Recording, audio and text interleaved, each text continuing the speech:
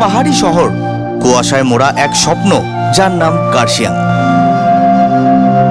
যেখানে আকাশটা নেমে আসে ঠিক চোখের সামনে আর পাহাড়ের বুক চিরে ছুটে চলে খেলনার মতো এক টয় ট্রেন।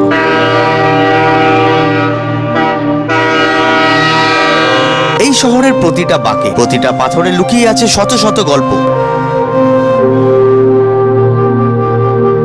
সবুজ চা বাগানের গালিচার মাঝখানে জেগে ওঠে এক অনাবিল শান্তি, আর রোজ ঝলমলে দুপুরে হিমেল হাওয়ায় তুমি ভুলে যাও শহরের কোলাহল ক্লান্তি।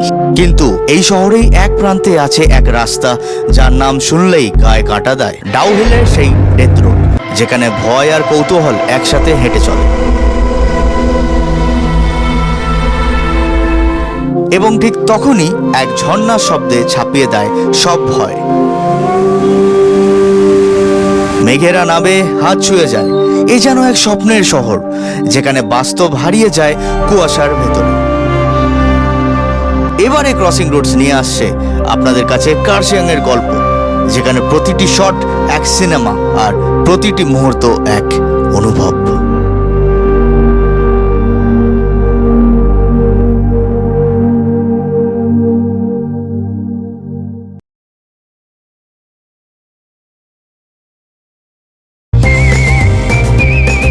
রাত 9:35 ভাইয়ের বাইকে ঠিক সময় পৌঁছে গেলাম শিয়ালদা স্টেশনে। দেখলাম আমার ট্রেন দার্জিলিং মেল দাঁড়িয়ে আছে প্ল্যাটফর্ম নম্বর 12-তে, যেন আমারই অপেক্ষায়। গরমে ছুটির ভিড়ে টিকিট কনফার্ম না হওয়ায় আপাতত আরএসি সিটে বসেই যাত্রা শুরু করতে হলো। ট্রেন ছেড়ে দিল আর আমি রওনা দিলাম আমার গন্তব্য নিউ জলপাইগুড়ি স্টেশনের দিকে। দারুণ এসির ঠান্ডা হাওয়া, সঙ্গে মিয়ামোর থেকে কেনা চিকেন প্যাটিস আর মোবাইলে শাহরুখ খানের সিনেমা, তারই মাঝেই মাঝে মাঝে গেটের সামনে দাঁড়িয়ে ট্রেনের হাওয়া খেতে খেতে কোনো রকমে কেটে গেল সারা রাতটা।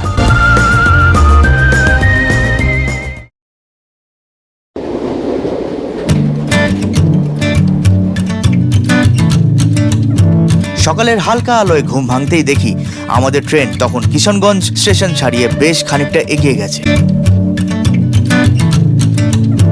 গেটের বাইরে তাকিয়ে মনটা একেবারে ফুরফুরে হয়ে গেল। সবুজে ঢাকা চা বাগান একের পর এক চোখের সামনে ভেসে উঠেছে, ঠিক যেন সবুজ গালিচার মতো বিছানো। প্রকৃতির এক অদ্ভুত শান্তি ছড়িয়ে আছে চারিপাশে।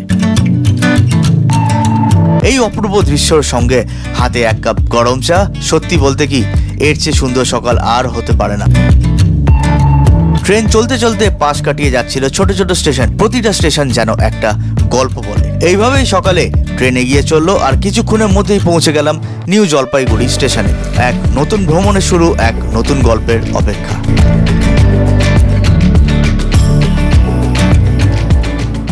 Good morning guys, good morning from NJP railway station. আমাদের ট্রেন পৌঁছানোর কথা ছিল সকাল 8:05, কিন্তু বিফোর টাইম এসে পৌঁছে দিয়েছে।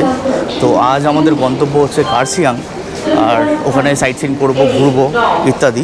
তো আপাতত এখন বেরোচ্ছি পার্কিং লটের দিকে, পিঠে ব্যাগ, হাতে ক্যামেরা। নতুন অভিযানে বেরিয়ে পড়লাম নিউ জলপাইগুড়ি স্টেশন থেকে। এনজেপি রেলওয়ে স্টেশন থেকে যাব দার্জিলিং মোড়, ওখানে আমার জন্য একজন অপেক্ষা করছে। ওইখান থেকে সরাসরি বেরোবো কার্শিয়াংয়ের দিকে। স্টেশন ছাড়িয়ে বেরিয়েই পৌঁছে গেলাম ঠিক সামনের পার্কিং লটে। আমি এখন আছি এনজেপির পার্কিং লটে। এখান থেকে আপনারা শেয়ারিং গাড়ি পেয়ে যাবেন দার্জিলিং মোড় বা শিলিগুড়ি জাংশন পর্যন্ত যাওয়ার জন্য। ভাড়া একদমই পকেট ফ্রেন্ডলি। আর যারা সরাসরি যেতে চান দার্জিলিং, সিকিম বা কালিম্পংয়ের মতো পাহাড়ি গন্তব্যে, তাদের জন্যও চিন্তার কিছু নেই। এখান থেকেই আপনি ডাইরেক্ট রিজার্ভ গাড়ি নিয়ে নিতে পারবেন। জিপ, সুমো কিংবা ইনোভা সবই পাওয়া যায়। আমি উঠে পড়লাম একটা শেয়ারিং ম্যাজিক ভ্যানে। গন্তব্য দার্জিলিং মোড়। ভাড়া পড়লো মাত্র 40 টাকা।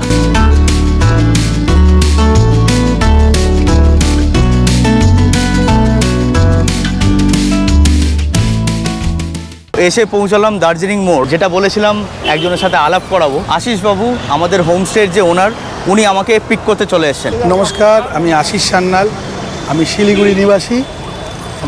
আমাদের হোমস্টে আছে, নিজস্ব হোমস্টে, একদম নিজের তৈরি করা হোমস্টে আছে। সবচেয়ে বড় পরিষেবা হচ্ছে কার্শিয়াংয়ে এতখানি উঁচুতে এত সুন্দর ঠান্ডা। কলকাতায় বসে গরম, আর কার্শিয়াংয়ে জাস্ট শিলিগুড়িও গরম কিন্তু এই মোমেন্টে, কিন্তু যেই কার্শিয়াংয়ে উঠবেন ভীষণ ওয়েদার ঠান্ডা। তবে আমি এই দার্জিলিং মোড় থেকে কার্শিয়াং যাচ্ছি স্কুটি করে। তো এই স্কুটিতেই আজকে আমরা যাব। অনেক তো বাস আর গাড়ি করে ট্রাভেল করেছি, আজকে নয় পাহাড়ে একটু স্কুটির এক্সপিরিয়েন্সটা নেওয়াই যাক। দার্জিলিং মোড় থেকে কার্শিয়াং 45 কিলোমিটারের দূরত্ব। 2 চাকার সঙ্গী স্কুটিটা স্টার্ট দিয়ে রওনা হলাম দার্জিলিং মোড় থেকে কার্শিয়াং এর উদ্দেশ্যে। যারা শেয়ারিং গাড়িতে যেতে চান তাদের জন্য অপশন আছে। জনপ্রতি ভাড়া প্রায় 150 টাকা। তবে স্কুটিতে পাহাড়ি রাস্তার আনন্দ একেবারে আলাদা। রাস্তার একদিকে ঘন সবুজ জঙ্গল, অন্যদিকে পাহাড় ঘেঁষে ছুটে চলেছে সেই টয় ট্রেনের লাইন যা বারবার মন কেড়ে নিচ্ছে।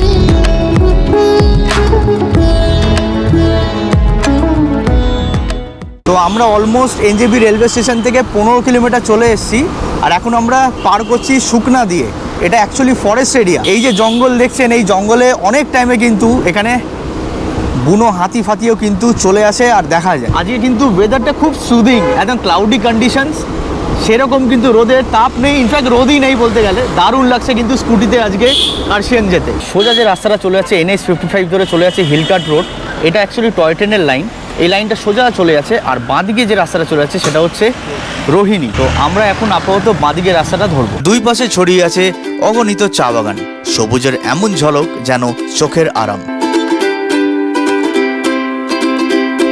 পুরোটাই ফরেস্ট এরিয়া, মধ্যিখান দিয়ে এরকম একটা সুন্দর রাস্তা, দু সাইড দিয়ে গাছ, অপূর্ব লাগছে। পাহাড়ি হাওয়া, খোলা রাস্তা আর সামনে অপেক্ষায় থাকা অফবিট গন্তব্য। মনে হচ্ছিল এক নতুন অভিযান শুরু হলো।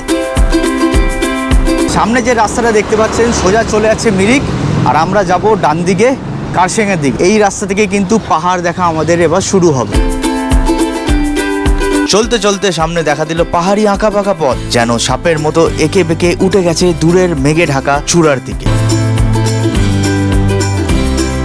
দেখতে দেখতে পৌঁছে গেলাম রোহিণী জলপ্রপাতের ঠিক সামনে। পাহাড়ের কোলে বয়ে চলেছে সাদা ফেনার মতো জল, এক অপূর্ব দৃশ্য। অনেকেই ওখানে ওয়াটারফলের কাছে বসে ছবি টবি তুলছে। দারুণ জায়গা। আপনারা যখনই কার্শিয়াং যাবেন রোহিণীর পথে, আপনারা কিন্তু এই রোহিণী ওয়াটারফলসটাকে দেখে নিতে পারবেন। কিছুটা পথ বেরিয়ে হঠাৎ চোখে পড়লো পাহাড়ের গায়ে যেন সাদা তুলোর চাদর, মেঘে বয়ে চলেছে মেঘের দল। আর ঠিক তখনই আমরা পৌঁছে গেলাম আমাদের পরবর্তী গন্তব্যে। কি অপূর্ব লাগছে, জাস্ট ফাটাফাটি। আমি জানি না আপনারা কতটা বুঝতে পারছেন, কিন্তু খালি চোখে দেখতে যা লাগছে না, সেটা আমি হয়তো ক্যামেরায় সেটা বোঝাতে পারছি না।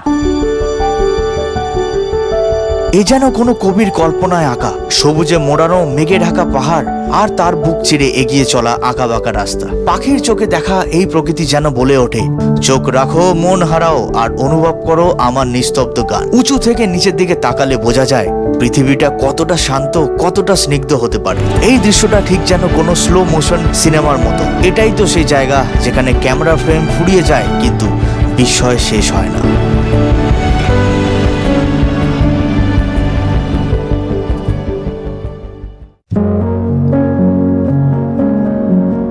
সকাল প্রায় 11:15। মেঘেদের ছায়া আমাদের সঙ্গী হয়ে চলেছে পথের প্রতিটি বাঁকে বাঁকে। পাহাড়ের মাথায় মাথা উঁচু করে দাঁড়িয়ে আছে কার্শিয়াংয়ের সেই বিখ্যাত টিভি টাওয়ার। এই অপূর্ব দৃশ্যের মাঝে আর কয়েক মিনিটের মধ্যেই পৌঁছে গেলাম আমাদের আজকের ঠিকানায়, টি নেস্ট হোমস্টে। গেট দিয়ে ঢুকতেই প্রথম যেটা চোখে পড়লো তা হলো হোমস্টের সাজানো গোছানো রিসেপশন এরিয়া, আর তার ঠিক পাশেই রয়েছে এক চমৎকার ডাইনিং হল, যেখানে গরম গরম চা আর কার্শিয়াংয়ের পাহাড়ি হাওয়া একসাথে মিশে যাবে আপনার সকালে। এবার তোমাদেরকে রুম ট্যুরটা করিয়ে দিই। এটা হচ্ছে রিসেপশন এরিয়া। এখান থেকে আপনাদেরকে নিচে যেতে হবে, এরকম রাউন্ড সিঁড়ি আছে। Room number 401। তো ঢোকার পর এখানে আপনারা দুটো বেড পেয়ে যাচ্ছেন, একটা ডাবল বেড, একটা ট্রিপল বেড। এখানে রয়েছে একটা ওয়ার্ড্রপ, সঙ্গে একটা আয়না দেওয়া আছে। এখানে রয়েছে একটা টিভির সাথে টেলিফোন রয়েছে, ওখানে সাইড টেবিল, আর এটা হচ্ছে আমাদের ওয়াশরুম। এখানে একটা আয়না পাচ্ছেন, বেসিন, ওয়েস্টার্ন কামার্ড, আর এটা হচ্ছে শাওয়ার রুম। সব থেকে ভালো যে জায়গাটা এবার আমি আপনাদেরকে দেখাতে যাচ্ছি, ব্যালকনি অ্যাক্সেস করতে পারবেন, আর ব্যালকনি থেকে আপনারা এরকম একটা সুন্দর বিউটিফুল ভিউ আপনারা দেখতে পাবেন। হোমস্টের নিচেই কিন্তু পুরো চা বাগানে ঘেরা, চারিপাশটা কিন্তু পুরো চায়ের চাষ হচ্ছে। দেখুন, জাস্ট অ্যামেজিং। পুরো নর্থ বেঙ্গলে আপনারা খেয়াল করে দেখবেন একমাত্র কার্শিয়াংয়ে কিন্তু এরকম গ্রিনারি আপনারা দেখতে পাবেন। দুটো চেয়ার আর একটা টেবিল দেওয়া আছে, এখানে আপনারা ভালোভাবে সময় কাটাতে পারবেন। পুরো কার্শিয়াং শহরটা কিন্তু এখান থেকে দেখা যাচ্ছে, জাস্ট ওয়ান্ডারফুল লাগছে। একটা ঠান্ডা হাওয়া কিন্তু বয়ে চলেছে। দারুণ লোকেশনে কিন্তু আমাদের এই হোমস্টে, টি নেস্ট হোমস্টে। এই হোমস্টেতে আরও যে কটা রুম আছে মোটামুটি আমি আপনাদেরকে একবার দেখিয়ে দিচ্ছি। Room number 301। তো ঢোকার পরেই আপনারা এখানে একটা ডাবল বেডেড রুম পেয়ে যাচ্ছেন। এখানে রয়েছে একটা টিভি, ওয়ার্ডরোব, এখানে রয়েছে একটা ড্রেসিং টেবিল, ওয়াশরুমে রয়েছে বেসিন, ওয়েস্টার্ন কামার্ড আর একটা আয়না। এই রুমেও কিন্তু অ্যাটাচ ব্যালকনি দেওয়া আছে। ইনেস্ট হোমস্টের একদম টপ ফ্লোরে আছি, আর এই হোমস্টের সব থেকে ভালো জায়গা কিন্তু হচ্ছে এই জায়গাটা। Room number 601। এই হোমস্টের মধ্যে সব থেকে বেশি চাহিদার ঘর এটা, কারণ এখান থেকে একেবারে অন্যরকম একটা দৃষ্টিভঙ্গিতে দেখা যায় পুরো পাহাড় আর চা বাগানের দৃশ্য। ব্যালকনিতে বসানো একটি আরামদায়ক হ্যাঙ্গিং চেয়ার, যেখানে বসে ঠান্ডা পাহাড়ি হাওয়া গায়ে লাগিয়ে আপনি একটানা ঘন্টার পর ঘন্টা কেটে দিতে পারেন শুধু মেঘ আর সবুজ পাহাড়ের খেলা দেখেই। অনেকেই বাড়ি থেকে পেটস নিয়ে আসতে চায়, কুকুর, বিড়াল। তো এই হোমস্টেতে কিন্তু পেট ফ্রেন্ডলি হোমস্টে, আপনারা কিন্তু চাইলে আপনাদের বাড়ির পেটসকে নিয়ে আসতে পারবেন, তাদের রাখার কিন্তু ব্যবস্থাও করা আছে এখানে। আমাদের হোমস্টের সামনে থেকেই মেঘ ভেসে বেড়াচ্ছে, মাঝে মাঝে এসে ছুঁয়ে যাচ্ছে ব্যালকনি, আর নিচে ছড়িয়ে থাকা চা বাগান যেন পাহাড়ের গায়ে আঁকা সবুজ ক্যানভাস, যেখানে সময় নেই, ব্যস্ততা নেই, শুধু আকাশ, মেঘ আর সবুজের খেলা।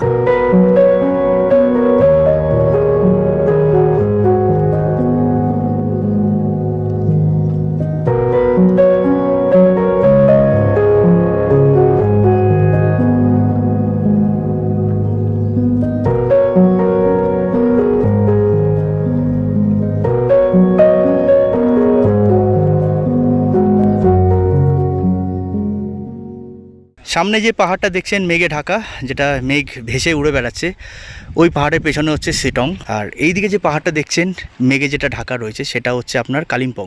আর এই দিকে দেখতে পাচ্ছেন আমার যেখানে আঙুল যাচ্ছে সেটা হচ্ছে তিস্তা নদী, আর এই সাইডটা হচ্ছে নাথুলা। এই পার্টটা পুরোটা শিলিগুড়ি, আর এটা এই সাইডটা হচ্ছে আপনার বাগডোগরা এয়ারপোর্ট। তো এখন আপাতত একটু ফ্রেশ হব, ফ্রেশ হওয়ার পর বেরোচ্ছি সামনে কিছু স্পটস দেখার জন্য।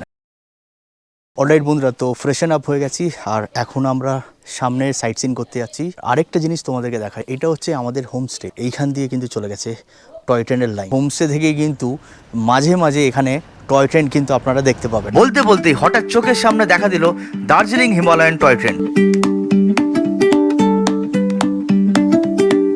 আমরাও রওনা দিলাম টয় ট্রেনের সঙ্গেই সমান্তরাল পথে আমাদের পরবর্তী গন্তব্যের দিকে। আর কিছুক্ষণের পরেই আমরা পৌঁছে গেলাম কার্শিয়াংয়ে সেই বিখ্যাত হনুমান মন্দির। ঢেউ খেলানো পাহাড়ি ঢালে চা বাগানের সেই সবুজ কার্পেটের মাঝখানে দাঁড়িয়ে আছে বিশাল এক 40 ফুট উঁচু হনুমান মূর্তি। চারিদিকটা যেন এক অপূর্ব প্রাকৃতিক সৌন্দর্য, যতদূর চোখ যায় সবখানেই সবুজ চা বাগানের বিস্তার। মনে হয় যেন ভগবান হনুমান পাহাড়ি শহরটাকে আশীর্বাদ করছেন, পাহারা দিচ্ছেন। চারিদিকে শুধু চা বাগান, আর নিচে পুরো কার্শিয়াং শহরটা দেখুন কি অপূর্ব লাগছে হনুমান টপ থেকে। কখনো ক্লাউডি, কখনো রোদ, কখনো ফগি।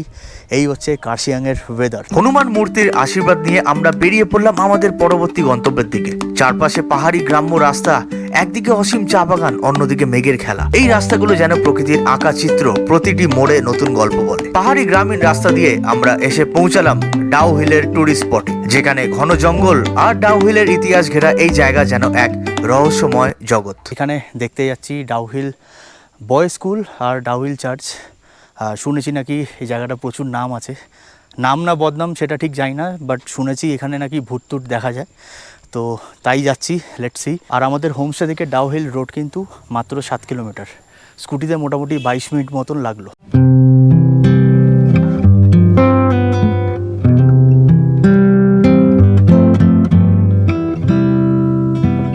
তো এখানে টিকিট কাটতে হবে, পার পার্সন 20 টাকা করে।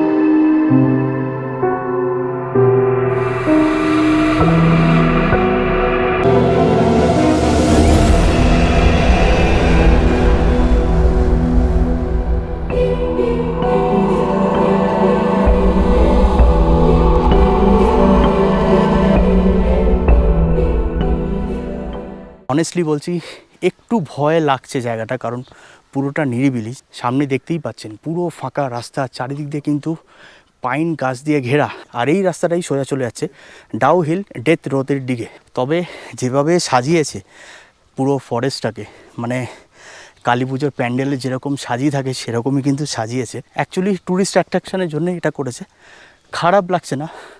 আর শুনেছি নাকি এই ডাউহিল ডেথ রোডেই কিন্তু নাকি ভূত দেখা গেছে, খবর কাগজেও নাকি বেরিয়েছিল আর্টিকেল এর ব্যাপারে, একটা গলাকাটা ছেলে নাকি ঘুরে বেড়ায়। তো শোনা গেছে, কতটা সত্যি সেটা জানি না, তবে যাচ্ছি সামনে দেখি। ডাউহিল রোড ধরে হেঁটে চলেছি আর হঠাৎ চোখে পড়লো কয়েকটা ছোট্ট পাহাড়ি খাওয়া দাওয়ার দোকান। পাইন ট্রি ফাস্ট ফুড থেকে আমরা মোমোস আর চা অর্ডার করেছি। এটা হচ্ছে কার্শিয়াংয়ের লোকাল ফুড, সেল রুটি বলে।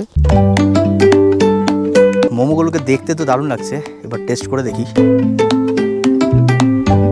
দারুণ করেছে।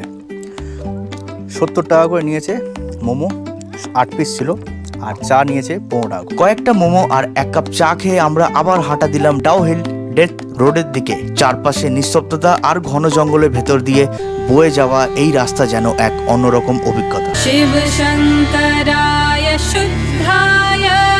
জায়গাটা এতটাই হন্টেড যে এখানে রক্ষা কবচ পর্যন্ত লাগানো হয়েছে। এখানে একটা শিবের মূর্তিও কিন্তু স্থাপিত করা হয়েছে। এখানকার স্থানীয় বাসিন্দারা বলছে যে এখানে প্রচুর ওয়াইল্ড অ্যানিমাল, যেরকম ব্ল্যাক প্যান্থার, হরিণ, এই সমস্ত কিন্তু দেখা যায় প্রায়। দিনের বেলাতেও নাকি এরা থাকে। আর বেশিটা উপরে যেতে বারণ করলো আমাকে, বলছে নাকি ওরা উপরে গাছে ফাছের দিকে থাকতে পারে। তো আপাতত এগিয়ে পড়ছি আবার সামনের দিকে। এবার পৌঁছে গেলাম ডাউহিল গার্লস স্কুলের সামনে। 1879 সালে ব্রিটিশ কর্মচারীদের সন্তানদের শিক্ষা দেওয়ার জন্য প্রতিষ্ঠিত হয়েছিল এই স্কুল। পরবর্তীতে ভারতীয় ছাত্রীদের জন্য এই স্কুলের দরজা খুলে যায়। ভেতরে তো ক্যামেরা নিয়ে অ্যালাউড নয়, তবে অনেকেই কিন্তু ভুল করেন, এই স্কুলটাকে কিন্তু হন্টেড হিসেবে ধরে থাকে। অ্যাকচুয়াল হন্টেড স্কুলটা কিন্তু সামনের দিকে আছে, বয় স্কুলটা কিন্তু অ্যাকচুয়ালি হন্টেড। এখানে যাওয়ার পথে একটা কিন্তু পার্ক পাবেন, যেটা বাচ্চাদের জন্য খুবই সুন্দর। বাচ্চারা এলে এখানে কিন্তু ভালো লাগবে। ডাউহিল ডেথ রোডে একটা ফরেস্ট মিউজিয়ামে দেখতে পাবেন, West Bengal forest school museum. মিউজিয়ামের ভেতরে ক্যামেরা অ্যালাউড নয় বলে আপনাদেরকে দেখাতে পারলাম না, তবে আপনারা যদি ডাউহিল ফরেস্ট আসেন অবশ্যই কিন্তু এই মিউজিয়াম ভিজিট করবেন। মিউজিয়ামের ভেতরে অনেক প্রকারের গাছ রয়েছে এবং গাছের গুঁড়ি এবং সেই সমস্ত গুঁড়ি দিয়ে কি করা হয় সেগুলো। এছাড়া রয়েছে অনেক জন্তু জানোয়ারের ছাল এবং কি একটা মানুষের কঙ্কালও রয়েছে, একটা অজগর সাপের কিন্তু ফসিলও রয়েছে। তো একটা ভালো এক্সপিরিয়েন্স হবে আপনাদের। আর এই মিউজিয়ামটা সকাল 10টা থেকে নিয়ে বিকেল 4টে অবধি কিন্তু খোলা থাকে।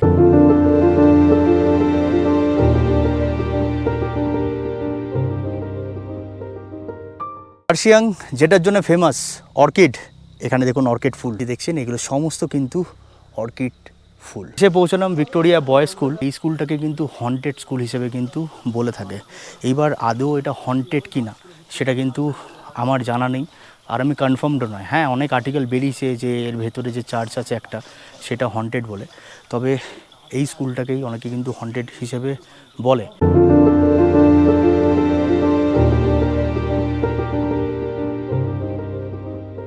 এই হোমস্টেতে এসে সাইট সিন করতে চান গাড়ি করে, তো হোমস্টে থেকেও কিন্তু গাড়ি প্রোভাইড করা হবে। প্রোভাইডেডলি আপনারা যদি সকালে ট্রেনে আসেন, যেরকম আমি এসছি দার্জিলিং মেলে, বা আপনারা যদি পদা থেকে আসেন, সেই সমস্ত ট্রেন, মানে আপনারা মোটামুটি 8টা-9টার মধ্যে যদি আপনারা এনজিপি ঢুকে যান, ওখান থেকে আপনাদেরকে গাড়ি পিক আপ করবে। হোমস্টে থেকে গাড়ি সরাসরি চলে যাবে আপনাদের কাছে, স্টেশনে হোক বা আপনাদের যদি ফ্লাইটে আসেন বাগডোগরা এয়ারপোর্টে, ওখান থেকে গাড়ি আপনাদের সমস্ত সাইট সিন করিয়ে আপনাদেরকে হোমস্টেতে নিয়ে যাবে। সেটার জন্য কিন্তু একটা আলাদা চার্জেস লাগে। ঘড়িতে বাজে এখন দুপুর 2:10, আর আমরা আবার ব্যাক করে যাচ্ছি আমাদের হোমস্টেতে। হোমস্টের পথে ফেরার সময় হঠাৎ চোখে পড়লো আকাশ ভরে যাওয়া কালো মেঘ, আর কিছুক্ষণের মধ্যেই শুরু হলো ঝমঝমিয়ে বৃষ্টি। ভিজে যাওয়ার ভয় থাকলেও বৃষ্টি দেখে মনে হলো প্রকৃতি যেন নতুন করে সাজছে। বৃষ্টি থামতেই পৌঁছে গেলাম কার্শিয়াংয়ের ছোট্ট সাজানো টয় ট্রেন রেলওয়ে স্টেশনের দিকে। দুপুর 3:35 ফিরলাম হোমস্টেতে। ফিরেই সারলাম আজকের দিনের লাঞ্চ। লাঞ্চে রয়েছে ভাত, ডাল, বাঁধাকপি আলুর তরকারি আর ডিমের কারি। সারাদিনের ক্লান্তি আর পাহাড়ি হাওয়ার সাথে এই লাঞ্চ যেন এক আলাদা স্বাদ এনে দিল। সন্ধ্যা নামতেই আমাদের হোমস্টে আলোকিত হয়ে উঠল। হালকা বাতাসে লাইটগুলোর আলো যেন আরো স্বপ্নময় করে তুলল পুরো পরিবেশ। কিছুক্ষণের মধ্যে চলে এলো ইভিনিং স্ন্যাক্স, গরম গরম পকোড়া, সাথে গরম চা। আপনাদেরকে সকালবেলা একটা ভিউ দিয়েছি আমার রুমের ব্যালকনি থেকে। এখন সন্ধ্যে 7টা বাজে। এবারে ভিউটা দেখুন, বিউটিফুলি ডেকোরেটেড। আর এখানেই আমি আমার চিকেন পকোড়াটাকে নিয়ে বসে রয়েছি। শিলিগুড়ি শহর দেখুন চারিদিকটা। একটা নাইট ভিশনে একটা ফটো তুলেছি, সেই ফটোটা আপনাদেরকে এক্ষুনি স্ক্রিনে শেয়ার করে দিচ্ছি।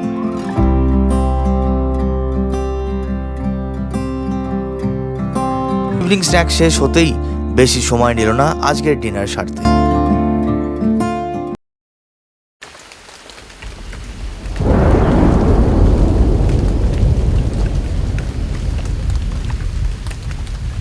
তো আজকে কার্শিয়াংয়ে আমাদের দ্বিতীয় দিন, আর আপাতত ওয়েদার একদম পুরো ফগি কন্ডিশনস। মাঝরাত থেকে কিন্তু ভালো বৃষ্টি শুরু হয়েছে, তবে সকালবেলা বৃষ্টি পড়ছিল প্রায় ওই 6:30 7টার দিকে।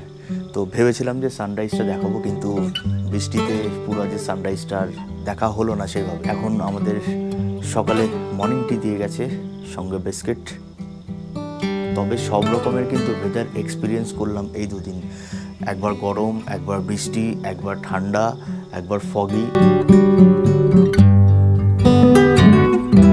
তো এবার আমি আপনাদেরকে এই হোমস্টের সমস্ত তথ্য দিয়ে দিচ্ছি। আমি যে রুমটায় আছি, রুম নাম্বার 401, এই রুমে যদি আপনি আসেন বা যদি বুক করেন তাহলে পার পারসন পড়বে এখানে 1500 টাকা করে, ইনক্লুডিং ফুড, যেরকম ব্রেকফাস্ট, লাঞ্চ, ডিনার আর ইভিনিং স্ন্যাক্স। এই রুমে যেহেতু 2টো বেড আছে, মানে টোটাল 5 জন ঘুমোতে পারবে, মিনিমাম 5 জনকে কিন্তু বুকিং করতে হবে। এছাড়া আপনারা যদি এই হোমস্টে থেকে যদি আরও বিভিন্ন জায়গায় যদি ঘুরতে চান, যেরকম শিটং হলো, কালিম্পং হলো ইত্যাদি, তাহলেও কিন্তু এখান থেকে সমস্ত গাড়ি প্রোভাইড করে দেবে। আপনারা সকাল সকাল গিয়ে সাইট সিন করে আসলেন, আবার এখানে স্টে করলেন, আবার পরের দিন চলে গেলেন অন্য কোনো জায়গায়, সেই ব্যবস্থাও কিন্তু এখানে রয়েছে। হোমস্টের কন্ট্যাক্ট নাম্বার ডেসক্রিপশনে দিয়ে রাখলাম। এই হোমস্টের খাওয়া দাওয়া যথেষ্ট ভালো, খুব সুন্দর রান্না করে খাইয়েছে আমাকে। হোমস্টের স্টাফ বিহেভিয়ারে কিন্তু খুব সুন্দর, খুব ভালো, আর খুবই ডিসেন্ট, পোলাইট ব্যবহার। আপনারা যদি কার্শিয়াং আসছেন অবশ্যই হোমস্টেতে উঠুন আর মজা নিন এরকম সিনিক বিউটির আর খাওয়া দাওয়ার। ব্রেকফাস্ট সেরে বেরিয়ে পড়লাম আজকের দিনের প্রথম গন্তব্যের দিকে,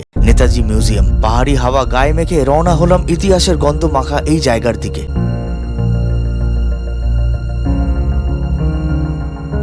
নেতাজির পায়ের ছোঁয়া লাগা এই বাড়ি শুধু একখানা মিউজিয়াম নয়, এটা হলো স্বাধীনতার লড়াইয়ের এক জীবন্ত সাক্ষী।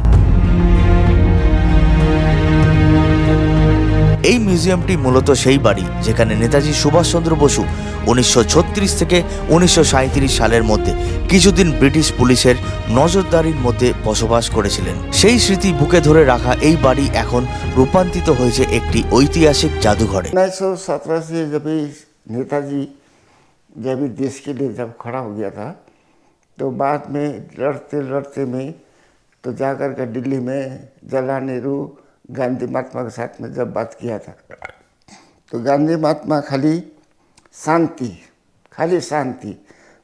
शांति ऐसे करते करते नेताजी बोल दिया उस टाइम में, हमारा देश में कोई देश के लिए कोई सिपाही नहीं है। नेताजी जगह जगह जा कर के आज़ादी हिंदू फौज खड़ा किया। ब्रिटिश सरकार को उन लोग ना पिताजी, माँ, दादा, भाभी सब मिल करके नेताजी को इंग्लैंड में भेजा था। इंग्लैंड में जा कर के 2-4 महीना बाद में ढूंढते में इंग्लैंड में बातचीत करके नेताजी वापस आ गया कलकत्ता। तो उन लोग 6-7 महीना बाद में आ कर के कलकत्ता में बैठ करके ये मकान लिया था उसका दादा शरद बोस ने 1922 में। इसी रूम पर नेताजी 1936 में 1 साल यहाँ पर बंदी था। वो नेताजी को कुछ भी कर सकता है बोल करके उन लोगों ने अपना प्लान मिला के 1936 को लास्ट में नेताजी को रात को रात यहाँ से भगा के लेकर चला गया। প্রতিটি ঘর, প্রতিটি দেয়াল যেন নীরবে বলে যায় এক সাহসী বিপ্লবীর গল্প। এই মিউজিয়ামের প্রতিটি কোণেই লুকিয়ে আছে দেশের প্রতি নেতাজির আত্মদানের নিঃশব্দ কাহিনী। চারপাশে নীরবতা আর পাহাড়ি বাতাসের মধ্যে এই মিউজিয়াম যেন এক গভীর ভাবনার জগতে টেনে নিয়ে যায়।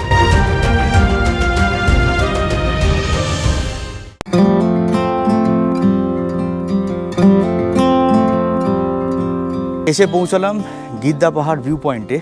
তবে এখন তো পুরো ক্লাউডি কন্ডিশনস, নালে ওপর থেকে ভিউ দেখতে জাস্ট ফাটাফাটি লাগতো। গিদ্দা পাহাড় ভিউ পয়েন্ট এই কারণে, কারণ এই পুরো ভিউ পয়েন্টে একটা পাখির নামে করা হয়েছে, গিদ্দা পাখি বলে, যার স্ট্যাচু ওপরে করানো আছে। ব্রিটিশ শাসককালে ব্রিটিশরা এখানকার স্থানীয় বাসিন্দাদের খুব অত্যাচার করতো এবং এইখান থেকে কিন্তু বডি ফেলে যেত পুরো নিচের দিকে। গিদ্দা পাখি এসে তাদেরকে ছিঁড়ে ছিঁড়ে খেত। তারপর থেকে কিন্তু এই পয়েন্টের নাম হয়ে গেছে গিদ্দা পাহাড় ভিউ পয়েন্ট।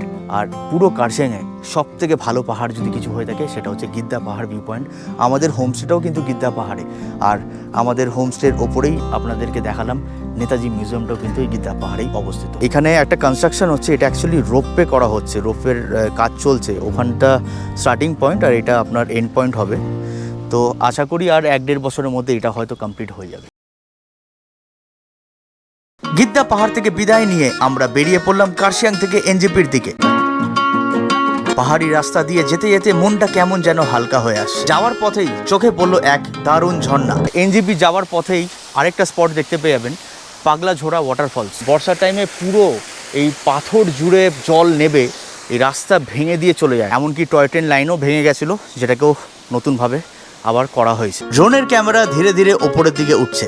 দূরে দূরে পাহাড়ের শীর্ষগুলো ঢেকে যাচ্ছে মেঘের চাদরে, আর তার দুই পাশে ছড়িয়ে রয়েছে ঘন সবুজ বন। ক্যামেরা আর একটু ওপরে উঠতেই দেখা যাচ্ছে পাহাড়ের ঢালে ছড়িয়ে থাকা পাহাড়ি গ্রামের ছোট্ট ছোট্ট বাড়িঘর, যা মেঘের মধ্যে লুকিয়ে রয়েছে।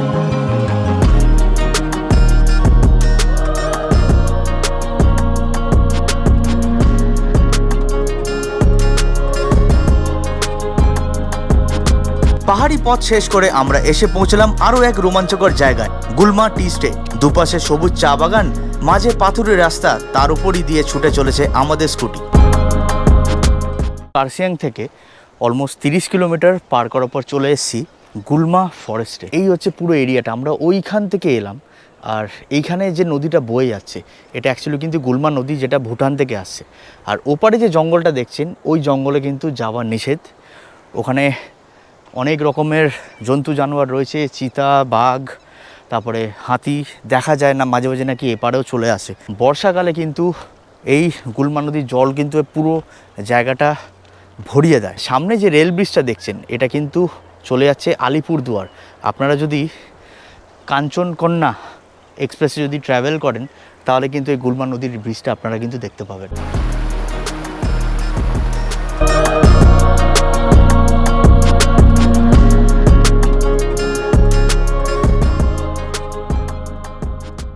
এখানেই আমি আমার এই ব্লগটা শেষ করছি। আশা করি আপনাদের কার্শিয়াংয়ের পুরো ট্যুরটা ভালো লেগেছে। যদি ভালো লেগে থাকে তাহলে অবশ্যই লাইক করে কমেন্ট করে জানাবেন। খানিকক্ষণের মধ্যেই আমাকে এনজেপি স্টেশন চলে যেতে হবে, ওখান থেকে আমার ট্রেন আছে বাড়ি ফেরার। তো আবার আসবো নেক্সট কোনো নতুন এক ব্লগে বা নতুন কোনো সিরিজে। ভালো থাকবেন, সুস্থ থাকবেন। Keep dreaming, keep believing and keep achieving. চলো, বাই।